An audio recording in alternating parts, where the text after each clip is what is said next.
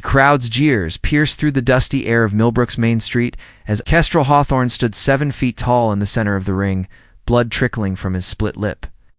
The traveling carnival's strongman challenge had drawn every able-bodied man in the old American village, but none had lasted more than 30 seconds against the reigning champion, a brute named Cormac, who'd been undefeated for 3 years running. "Look at that giant fool," someone shouted from the gathered crowd. "Big as a barn, but soft as butter." Kestrel's massive frame trembled, not from fear, but from a lifetime of such words echoing in his mind. At 28, he'd heard every variation of worthless, useless, and pathetic that the human tongue could conjure. His enormous hands, scarred from years of failed attempts at ranch work, hung at his sides like broken tools. From her gilded carriage at the edge of the crowd, Magnolia Pemberton watched with fascination rather than disgust. The railroad heiress had stopped in Millbrook during her journey west, drawn by reports of a traveling carnival. But it wasn't the spectacle that captured her attention. It was the gentle way this giant of a man helped a fallen child to his feet moments before entering the ring, and how his eyes held more pain than any physical blow could deliver. Cormac circled Kestrel like a predator, his thick arms glistening with sweat and arrogance. "Say you can lift a whole wagon, big man. Let's see if you can lift your sorry hide off this ground after I'm done with you." The punch came swift and brutal, connecting with Kestrel's ribs and sending him stumbling backward. The crowd erupted in laughter and catcalls. But as Kestrel steadied himself, his eyes found Magnolia's through the sea of mocking faces. Shh. She wasn't laughing. She wasn't even smiling. Instead, she leaned forward in her seat, her emerald eyes reflecting something he'd never seen directed at him before belief.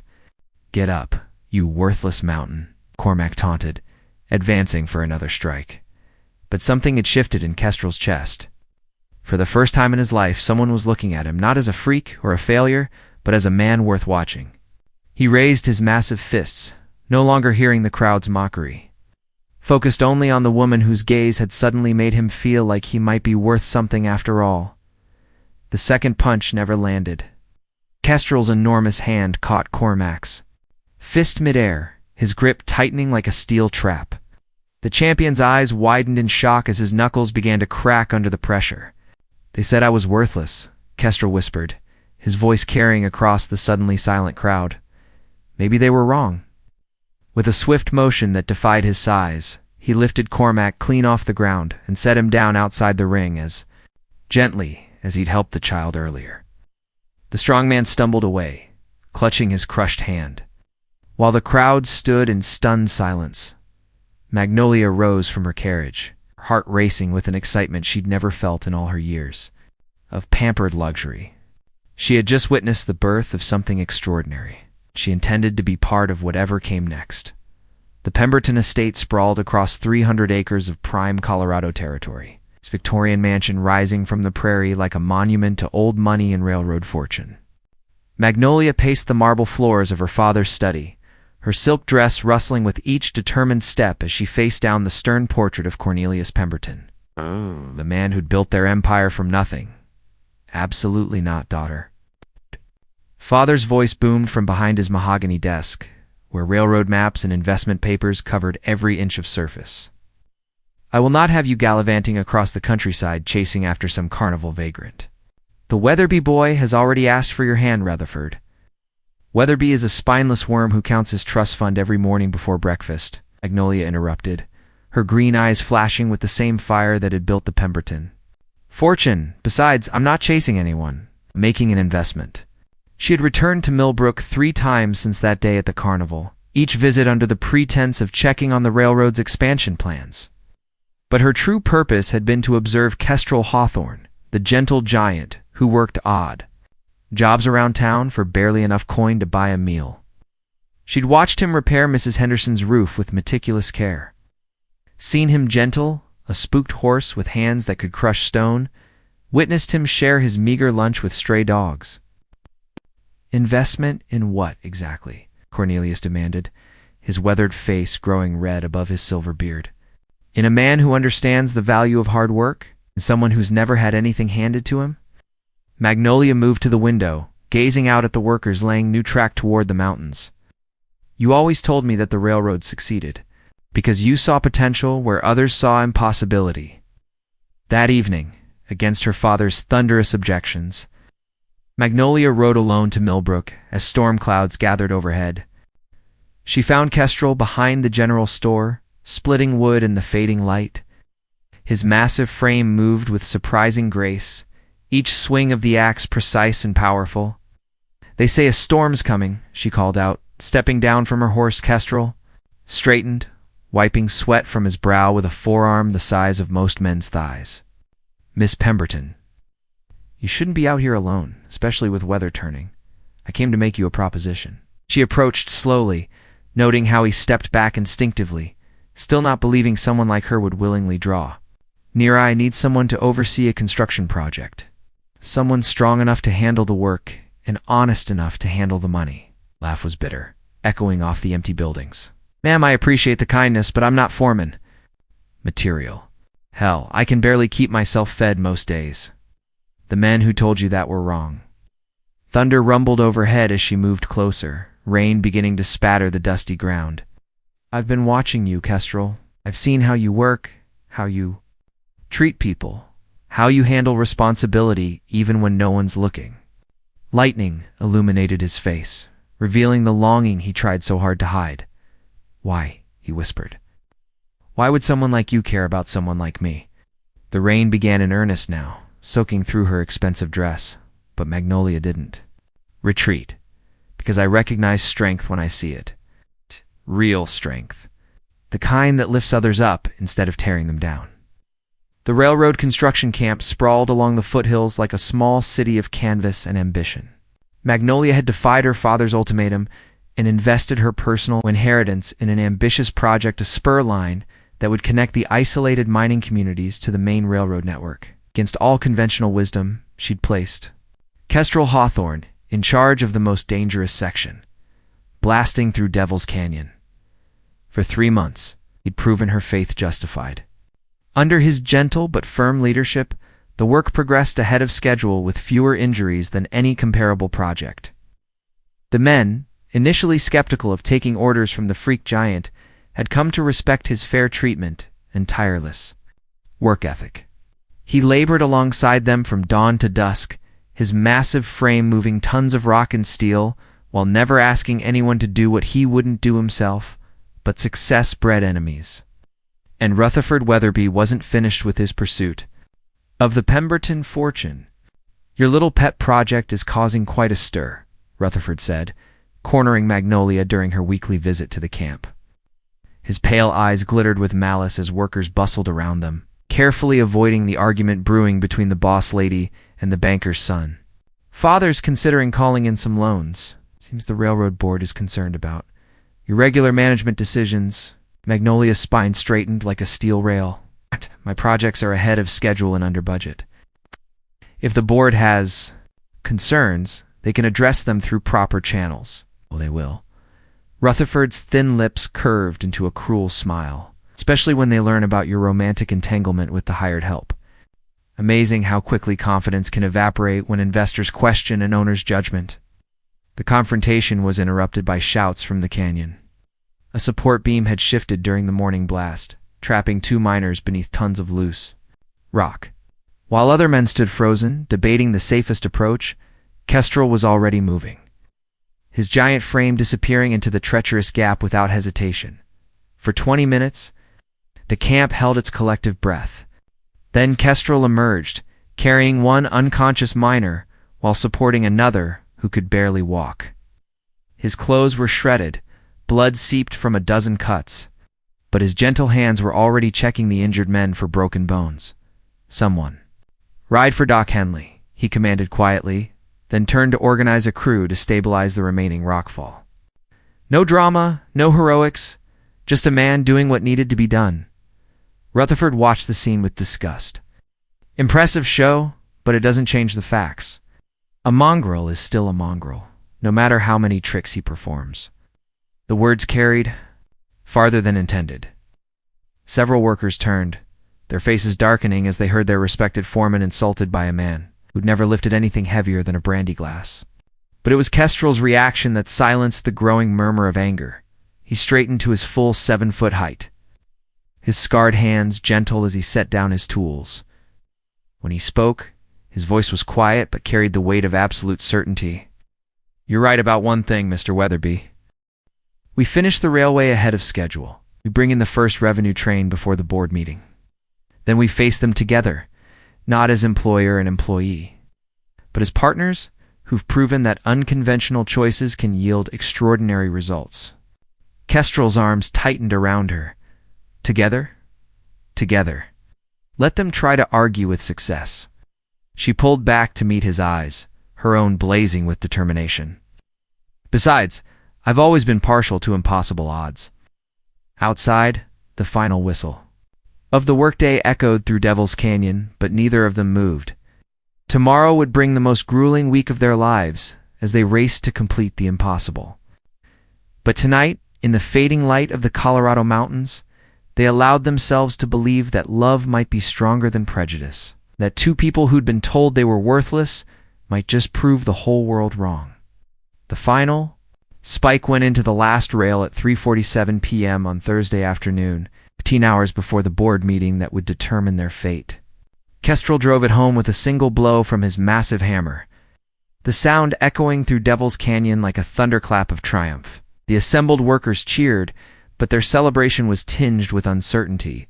They all knew their jobs depended on what happened in Denver tomorrow. Magnolia stood beside the gleaming rails, her practical work dress stained with mud and sweat, looking more beautiful than she ever had in silk and pearls. "Telegraph the mining companies," she commanded. "Tell them we're ready for the first shipment runs. By midnight, 3 fully loaded." Or cars sat ready on the new track, representing enough precious metals to fund the railway's operations for 6 months. But Rutherford Weatherby had one final card to play, and he intended to use it before dawn broke over the mountains.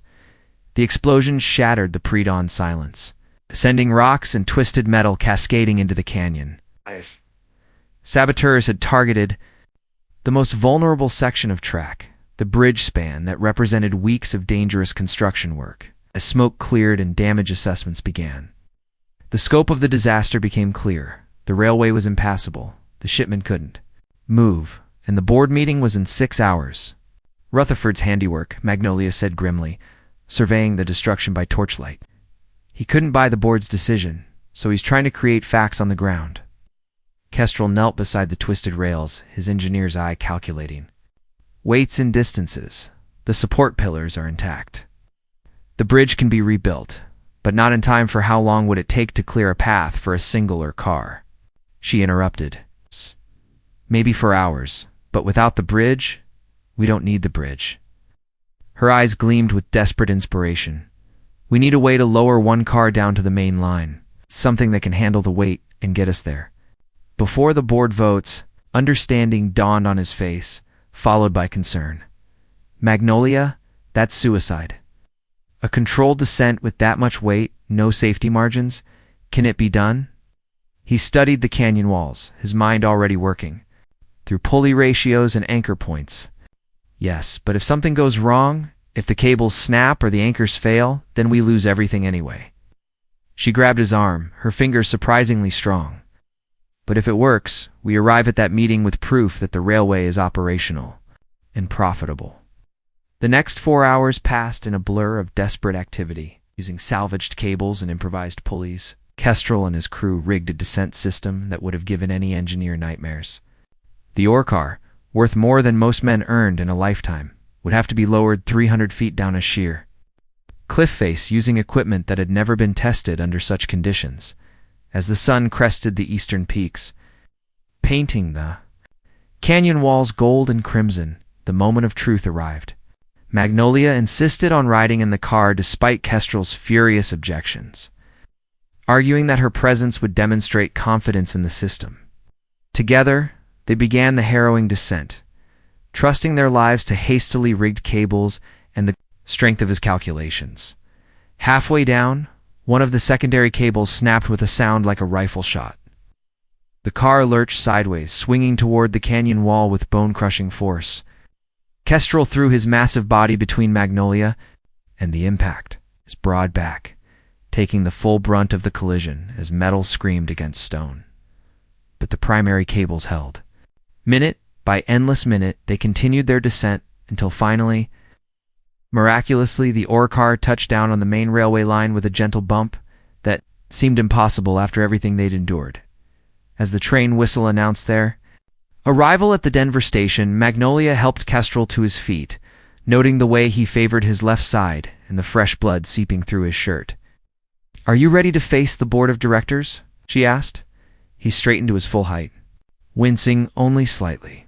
"Together? Together?" Yeah. She took his arm, no longer caring who saw or what they thought. "Let's go prove them wrong." The Denver Railroad Board met in a paneled room that reeked of cigar smoke and old money, where portraits of deceased magnates glowered down at mahogany tables polished to mirror brightness. 12 men in identical black suits sat in judgment, while Rutherford Weatherby lounged confidently in the observer's gallery, his pale eyes gleaming with anticipated victory. Magnolia entered alone, her traveling dress still bearing traces of coal, dust, and mountain mud, drawing disapproving stares from the assembled board members. She'd left Kestrel in the outer chamber not from shame, but as part of a carefully planned strategy that would either vindicate them both or destroy everything they'd built. "Miss Pemberton," Chairman Morrison's voice carried the weight of disappointed authority. "These are serious allegations. Fiscal irresponsibility, romantic entanglements with employees, questionable judgment in personnel decisions with respect."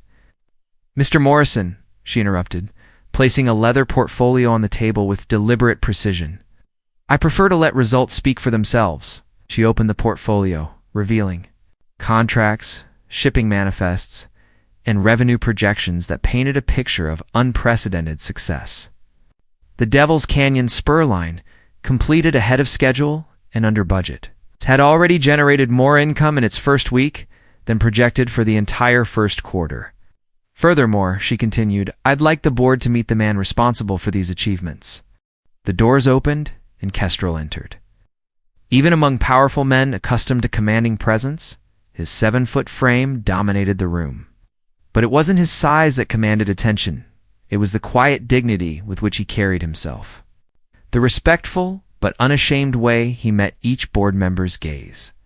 "Gentlemen," Magnolia said, "this is Kestrel Hawthorne, Chief Engineer of the Devil's Canyon Project. Mr. Hawthorne, would you please explain to the board how we achieved these results?" For the next 20 minutes, Kestrel spoke with calm authority about innovative construction techniques, crew management, and cost controls. He answered technical questions with precision, demonstrated solutions to engineering problems with sketches drawn in confident strokes, and gradually transformed the board's skepticism into grudging admiration. "Impressive," Chairman Morrison admitted, "but the allegations regarding your personal relationship are irrelevant to the project's success," Magnolia stated firmly.